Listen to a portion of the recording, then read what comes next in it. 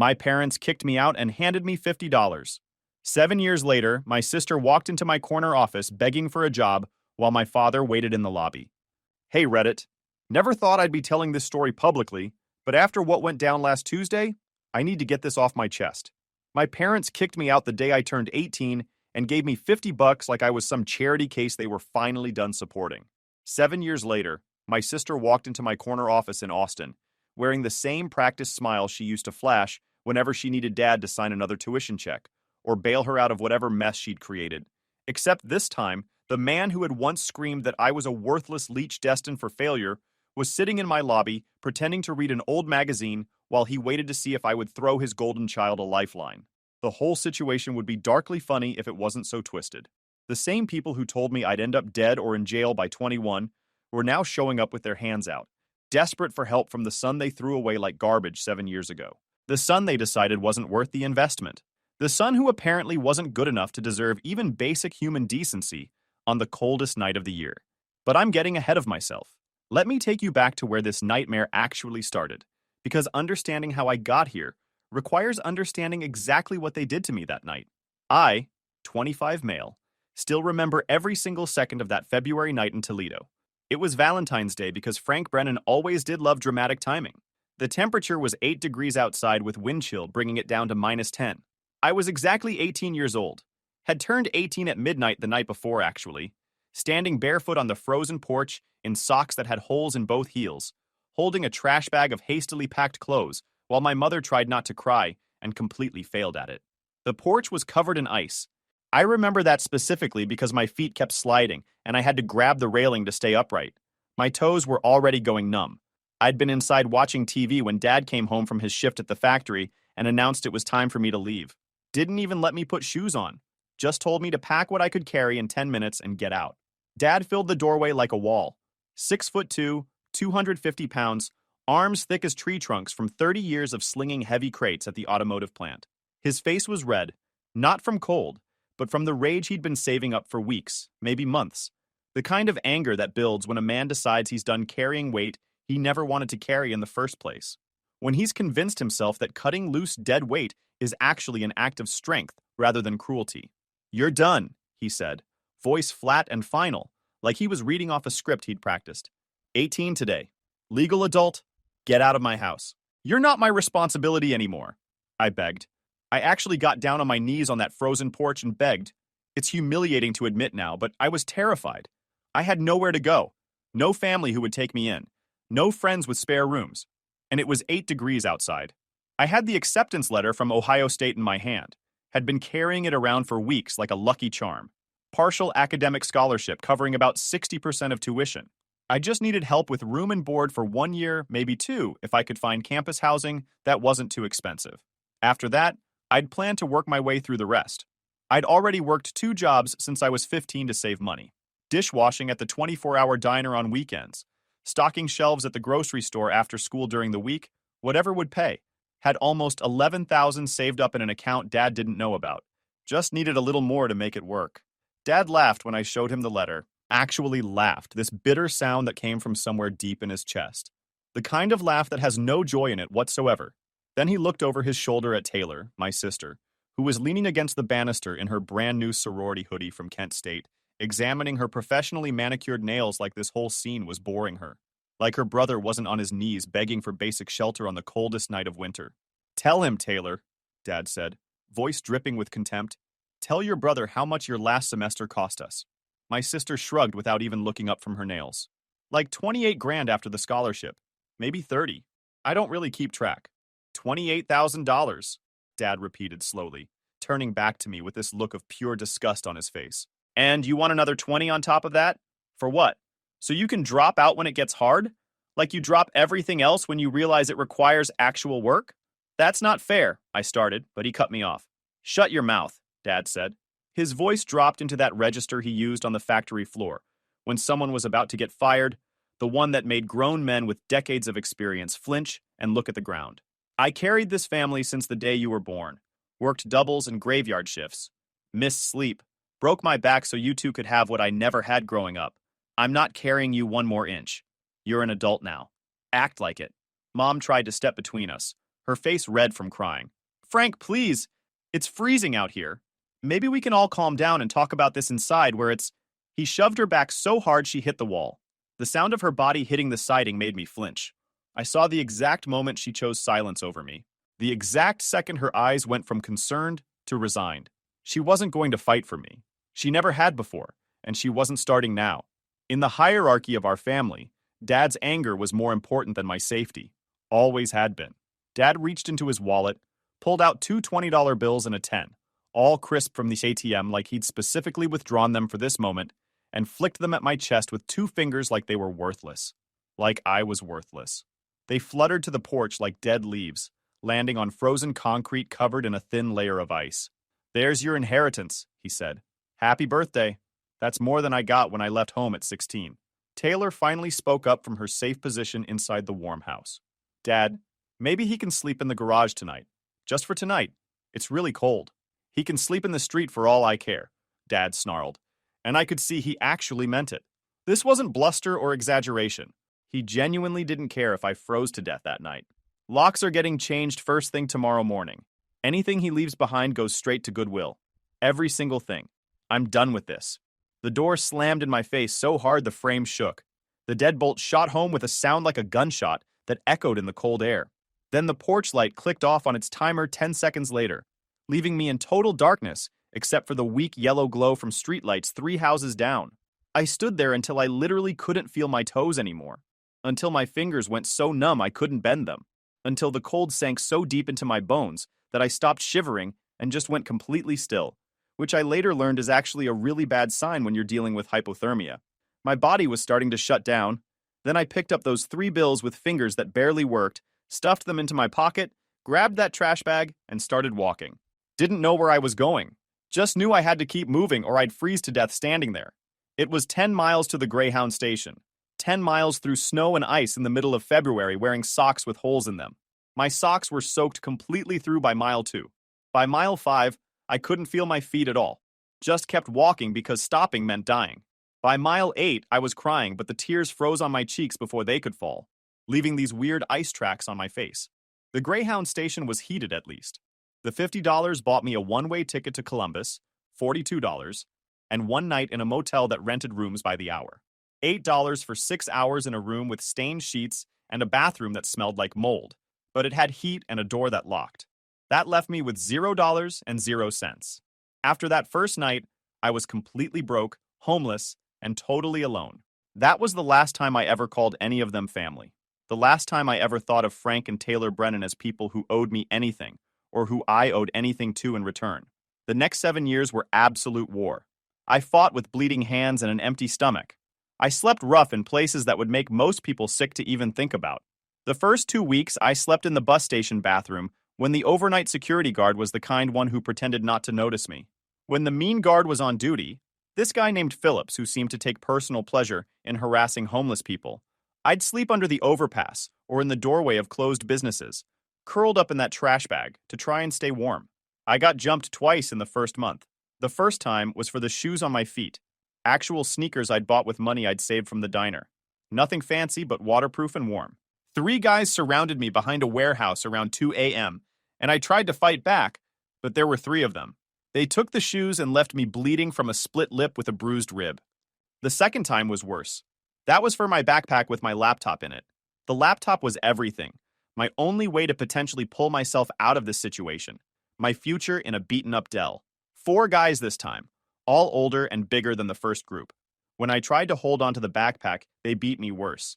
Got my nose broken, 3 ribs cracked, and a concussion that made me see double for 2 days. Then they took it anyway, along with the backpack that had my remaining clothes in it. I learned real fast after that. Started hiding the laptop in a plastic grocery bag inside my coat, carrying it pressed against my chest, sleeping with it literally under my head like a pillow even though it hurt my neck. Paranoid doesn't even begin to cover what I became. I'd wake up every 15 or 20 minutes in a panic, checking to make sure it was still there. The thought of losing it again terrified me more than the thought of getting beat up again. Food was whatever I could find or afford. I discovered which gas stations threw out donuts at the end of the day, which restaurants had dumpsters that weren't locked, which food pantries would give you something without asking too many questions. I learned to eat fast when I found food, because having food visible made you a target. Other homeless people would try to take it. You had to eat it or hide it immediately. The hardest part wasn't the hunger or the cold or even the fear. It was the invisibility. People would look right through me like I wasn't there, like I was already a ghost.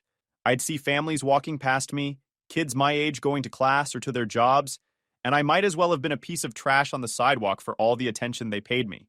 You realize real quick that society doesn't see homeless people as humans. We're problems to be avoided, eyesores to be ignored. I found work washing dishes at the Sunrise Diner off I-75 about 6 weeks after I got to Columbus. The owner was this guy Vincent, ex-con who'd done time back in the 90s, got out, went straight, and opened the diner. He saw something in the kid who never complained and never called in sick. Vincent figured out I was homeless after catching me washing up in the bathroom before my shift. "Storage room and back," he said one morning. "Got an old cot and a space heater. You come in at 4 a.m. to accept produce deliveries, you can crash there. Don't make me regret this." I said yes so fast my voice cracked. A storage room with a cot felt like winning the lottery. The cot was one of those folding military surplus ones, uncomfortable as hell, but it was better than concrete. The storage room was small and smelled like cardboard and cleaning supplies, but it was warm and dry and safe. Vincent let me keep my stuff there during shifts. The space heater was a fire hazard, one of those old ones with the orange coils. But it worked. I lived in that storage room for 8 months. Ate whatever didn't sell at the diner. Learned to make full meals out of scraps. Ketchup soup was actually a specialty of mine. Mix hot water with ketchup packets, add crackers if you have them, and you've got something that resembles tomato soup. Vincent pretended not to notice when food went missing, even though we both knew he knew. Sometimes he'd deliberately overcook an order and tell me to throw it out, then look the other way when I ate it instead. I showered at the Planet Fitness 2 blocks away with a $10 a month membership. That $10 was crucial. Being clean meant I could keep the dishwashing job. Being clean meant I didn't smell like the streets. I paid for that membership by collecting cans and bottles on my day off, walking through neighborhoods at dawn, going through recycling bins, filling trash bags until I had enough to cash in. 5 cents per can or bottle in Ohio. Do the math on how many cans you need to collect to make $10. It's a lot, a whole lot. But here's where my life actually started to change. I taught myself to code. The public library became my second home. They had computers anyone could use for 2 hours at a time, and the librarians were kind enough to look the other way when I'd come back under a different name and use them for another 2 hours. Fast food places cut Wi-Fi after 30 minutes and required you to buy something, which I couldn't always afford. The library was free. I sat at those computers for 8, 10, 12 hours straight on my days off, burning through tutorial after tutorial. Started with basic HTML and CSS because they were free and easy to learn. Then moved to JavaScript because every tutorial said that's what you needed for web development. Then Python because I read somewhere it was the future. Then everything else I could get my hands on. The internet was my teacher. Tutorial videos, free coding websites, forums where people would answer questions from beginners. I filled notebooks with code I'd copied down, practicing syntax until it made sense. Made hundreds of mistakes, broke things constantly, but slowly, gradually, I started to understand how it all fit together. I built my first working application on a $70 laptop I bought from a pawn shop. The thing was a disaster. Cracked hinge, burns on the keyboard from whoever owned it before me, screen that flickered if you tilted it wrong, and a battery that maybe lasted 20 minutes before dying. But it worked. I could write code on it. That's all that mattered. The app I built was called PayRail. Simple name for a simple concept. It was a platform that helped small food truck owners process mobile payments and track inventory in real time. Nothing revolutionary or fancy. Just something that worked better and cheaper than what was already out there. The existing options were either too expensive for small businesses or too complicated to use. I made something in the middle, affordable and simple. I tested it on the food trucks that parked outside the diner, asked them to try it for free, told them I'd fix any bugs they found. They loved it, said it was exactly what they needed, started telling other food truck owners about it. Within 3 months, I had 20 food truck owners in Columbus using PayRail. Then the word spread to Cleveland. Then someone demoed it at South by Southwest, and Austin went absolutely crazy for it. Suddenly, I had 5,000 users, then 10,000. Then the emails started coming in from actual investors who wanted to talk about funding. The first seed round check arrived the week I turned 24. $600,000 for 15% equity in a company that was still basically just me and a laptop. I cried in the bathroom of a fast food place when I saw the number in my bank account because someone finally believed in me more than my own father ever had. Someone saw value in what I could do instead of just seeing a burden they wanted to get rid of. I moved to Austin with one duffel bag. Everything I owned fit in one bag. And the same winter coat from that night in Toledo, now patched with duct tape and safety pins holding it together. Rented a studio apartment for $1,200 a month, which felt completely insane. That was more money than I used to make in 3 months. But it was mine. My name on the lease, my space. No one could kick me out. The apartment felt like a palace, even though it was tiny and the AC barely worked. It had a real bed, a real bathroom with a shower that had good water pressure, a kitchen with a refrigerator that I could fill with actual food from the grocery store. I could turn on lights without worrying about someone telling me I was wasting power. I could take long showers without counting minutes. I could sleep without one eye open, but I wasn't anywhere close to done yet. Hadn't made it, not even remotely. I worked until I saw double from exhaustion, until my eyesight blurred from staring at screens for 16 hours straight, until my hands shook from too much caffeine and not enough sleep or proper food. Built out the platform, added features based on user feedback, hired developers who were better than me to make it faster and more secure, lived on ramen noodles and 4 hours of sleep while the company grew. Payrail went from 10,000 users to 50,000 in 6 months, then to 100,000, then to 500,000. The Series A funding came in at $8 million, Series B at $35 million. The company was growing faster than I could have imagined. When the original founders, two guys who'd invested early and gotten board seats, wanted to cash out after Series B, I refused to sign the paperwork unless they gave me controlling interest. They thought I was bluffing, laughed in my face, told me I was a kid who didn't understand how business worked, told me to be grateful for what I had and not get greedy. I walked away from the deal. Let it sit there unsigned for 3 weeks while they panicked and the board started asking questions. Let them sweat. Then I came back with my terms. 51% ownership, or I walk completely and start over from scratch. Maybe even become a competitor. They could keep their board seats, keep their equity stake, keep their salaries. But I wanted control. My company, my vision, my rules. They stopped laughing when their lawyers confirmed I could actually do it. Stopped laughing when they realized I was completely serious. Stopped laughing when they signed the papers giving me majority control. Payrail is now worth $2.7 billion on paper. My stake, that 51%, is worth more than every house, every car, every savings account in the entire Toledo zip code I grew up in. Combined, I've got more money than I know what to do with, and it's still growing. And last month, Taylor Avery, since she dropped the family name after graduating because she said it sounded like we owned a tractor dealership, applied for an executive assistant position at Payrail, paying $98,000 a year. I knew it was her the second I saw the name on the application. She'd kept her LinkedIn profile polished over the years, full of filtered photos from sorority formals and charity fun runs, where she'd walk half a mile and then take pictures pretending she'd run the whole thing. Her resume looked good on paper. 4 years of administrative experience, proficient in office software, excellent communication skills. The cover letter was perfect corporate speak about providing seamless support and anticipating executive needs before they arose. I told Claire, my actual executive assistant, a woman who actually knows how to do the job and who I'd never replace, to schedule the interview for Tuesday morning, and to let the gentleman who was loitering in the reception area know he could continue waiting, because I knew exactly who that gentleman was. Tuesday morning came, 9 a.m. sharp. Taylor walks into my office wearing heels that probably cost more than I used to make in an entire month at the diner.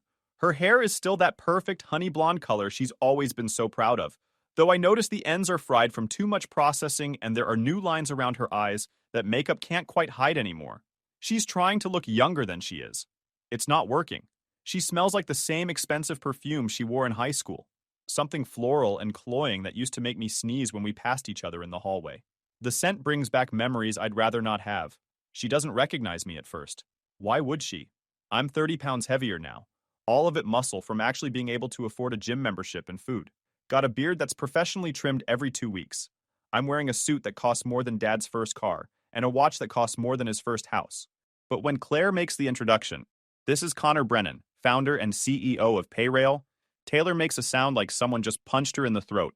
A little gasp that's part shock, part horror. Her leather portfolio slips from her hands. Resume pages scatter across my office carpet like confetti at a parade nobody wanted. I don't help her pick them up. Just sit there behind my desk and watch her scramble on her hands and knees to collect the papers. her face getting redder by the second. Sit, I say, when she's finally gathered everything. She sits in the chair across from my desk. Her hands are shaking so badly the papers rattle. She can't meet my eyes. I let the silence grow and stretch between us. 5 seconds. 10. 15. 20. Let her marinate in her discomfort. Let her wonder what I'm going to say. Let her remember every single thing she ever said or did to me. Then, I open the conversation using the exact same technique Dad used to use when he was about to fire someone at the plant. The same way he started every conversation where he wanted to make someone feel small and worthless. Let's start with your greatest weakness. Her mouth opens. Nothing comes out. She looks like a fish drowning in air. I'll go first, I say, leaning forward and putting my elbows on the desk. My greatest weakness used to be believing my father. When he said I'd never amount to anything. When he said I was garbage that wasn't worth the effort. When he threw me out in the middle of winter and told me I'd be dead by 21. Turns out that was actually my greatest strength. Spite is a powerful motivator when someone tells you you're worthless. A single tear slips down her cheek. She doesn't bother wiping it away, just lets it fall. I didn't know this was your company, she whispers, voice barely audible. I swear I didn't know. Sure you did, I reply, keeping my voice calm and level, reasonable. You saw my name on the signature line of the offer letter template when we sent you the interview confirmation? You just didn't think the kid you watched get thrown out with $50 on the coldest night of winter could possibly be the same Connor Brennan who's worth 9 figures. Didn't think your homeless brother could end up here, in this office, with this company, right? She flinches so hard, her chair actually rolls backward an inch on its wheels. The intercom buzzes. Claire's voice comes through, perfectly professional and neutral. Mr. Brennan, your 9:30 is still waiting in the lobby. He says it's urgent and that he needs to speak with you immediately. Tell him I'm in a meeting that can't be interrupted, I reply without looking away from Taylor. He can keep reading whatever magazine he picked up until it falls apart. I'll get to him when I'm ready. Not before. I turn my full attention back to my sister, who looks like she might throw up. Do you remember, I ask slowly, when I was 15 and asked for a $300 laptop for Christmas so I could learn to program? Because I'd read this article about how programming was going to be the future, and I wanted to learn? She nods. Barely. Doesn't trust her voice yet. Dad said if I wanted a computer, I should build one from parts like a real man. Said I was lazy for wanting things handed to me. Said real men earn what they need. I pause for effect. Then 2 weeks later, he bought you a 15-inch MacBook Pro with Retina display for $1,800 because your sociology professor required video editing software for one single assignment. You used that computer to make videos about sorority rush week. I watched you do it. Her shoulders cave inward like she's trying to make herself smaller, trying to disappear. Do you remember when I got pneumonia that first winter? When I was sleeping in the park because I had nowhere else to go and my lungs filled with fluid and I thought I was actually going to die? Another barely perceptible nod. I called Mom from the emergency room because I was terrified and alone, and I thought maybe she'd care that her son might die. You know what she did? She told Aunt Linda that I was staying with friends from school. Made up this whole story about me having a great time at college. Couldn't let anyone know her son was homeless and sick. That would look bad for the family image. The tears are flowing freely now, mascara starting to run in black tracks down Taylor's face. And do you remember? This is my favorite one. Do you remember telling me the night before Dad kicked me out that if I just tried harder, he wouldn't be so angry all the time? That maybe if I was more grateful and more responsible, he'd want to help me? Like it was my fault he hated me? I was 19, she whispers, finally finding her voice. I didn't know what I was saying. I didn't understand. You knew exactly what you were saying. I cut her off. You knew I was struggling. You knew I was scared. You knew I had nowhere to go. You just didn't care enough to do anything about it. It was easier to blame me than to stand up to Dad. Easier to let me take the fall than to risk losing your comfortable life. I open my desk drawer and pull out something I've kept for 7 years. Something I've carried with me through every move, every apartment, every office. The original $50 Dad threw at me that night, now sealed in clear acrylic like a museum piece. Like evidence. I slide it across the desk slowly. This is what your father decided I was worth. $50 in a trash bag. That was my inheritance. My birthday present. My send-off into adult life. I tap the acrylic. I've kept it all these years to remind myself what rock bottom feels like. To remind myself where I came from.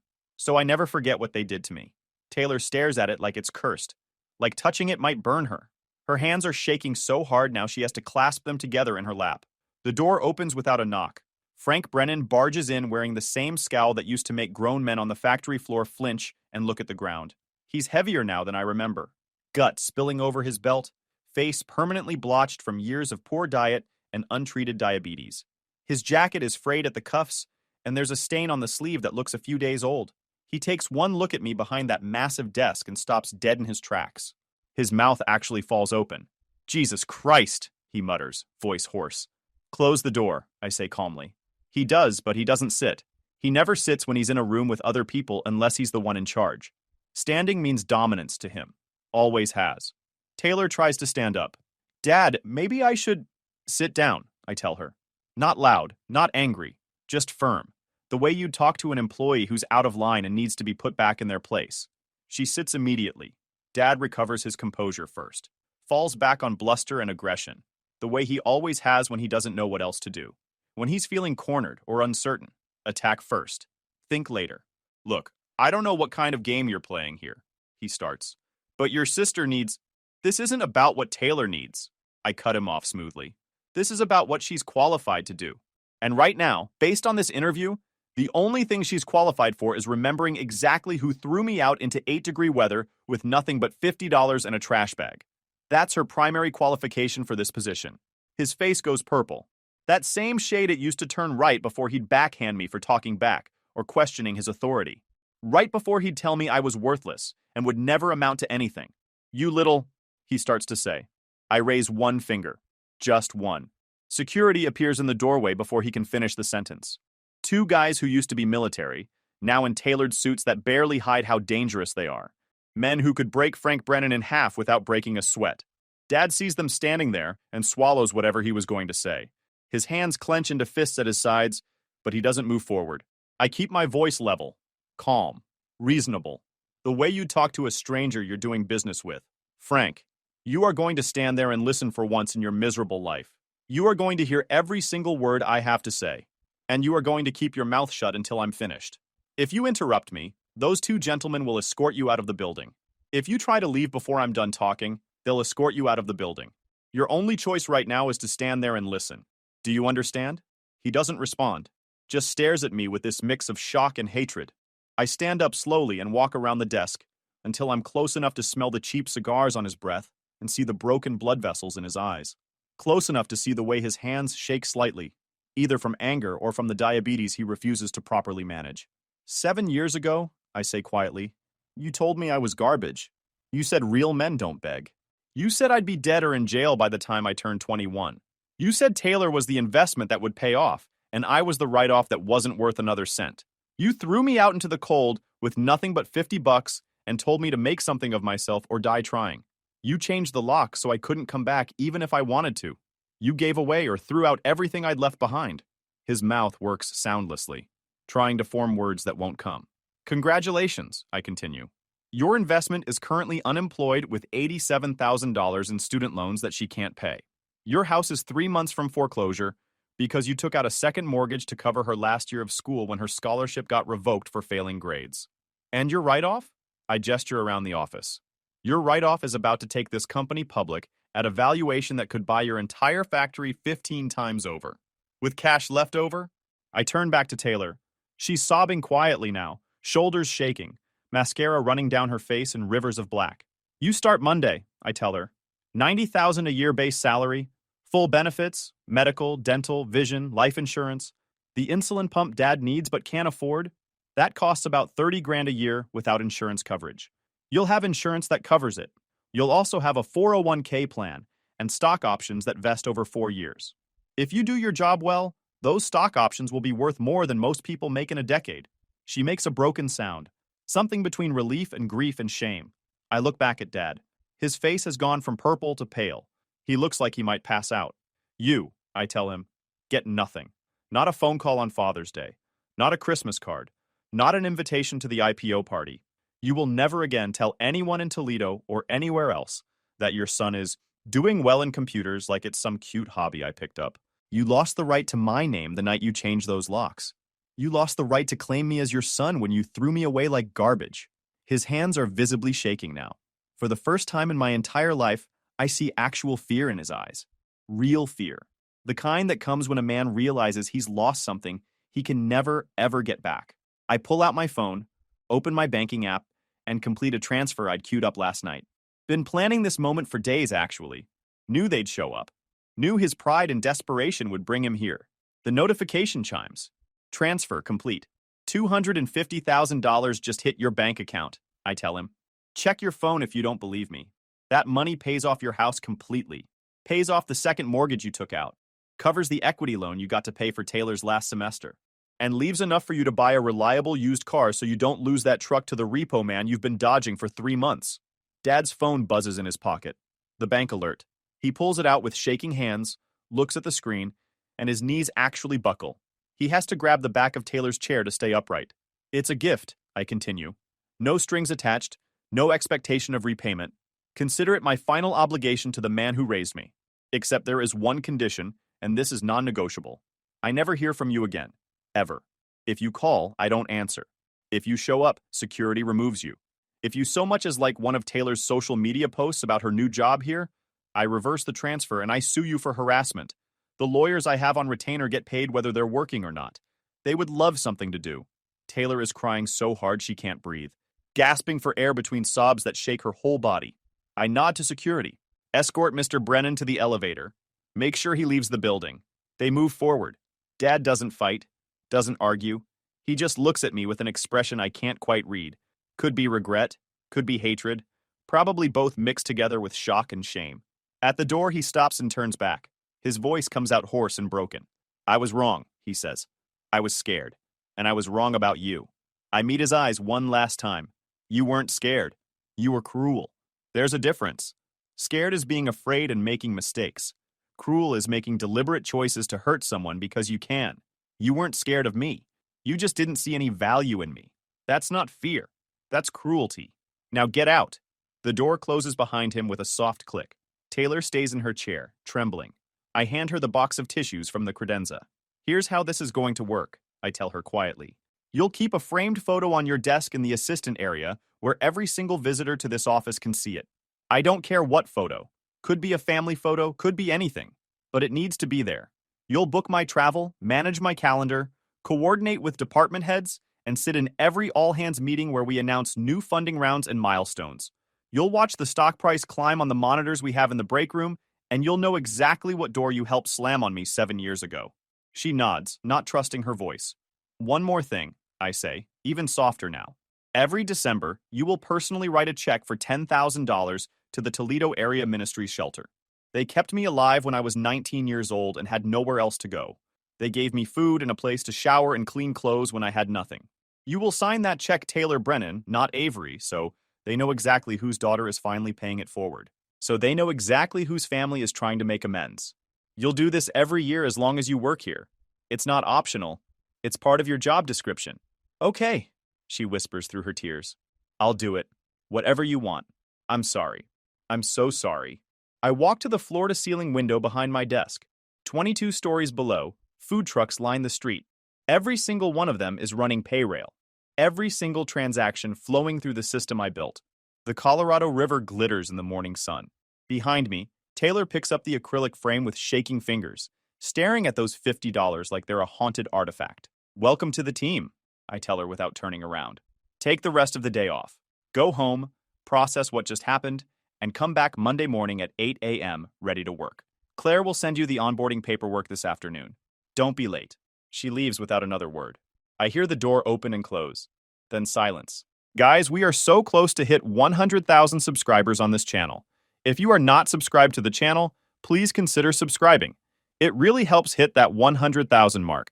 Thanks for making this dream come true.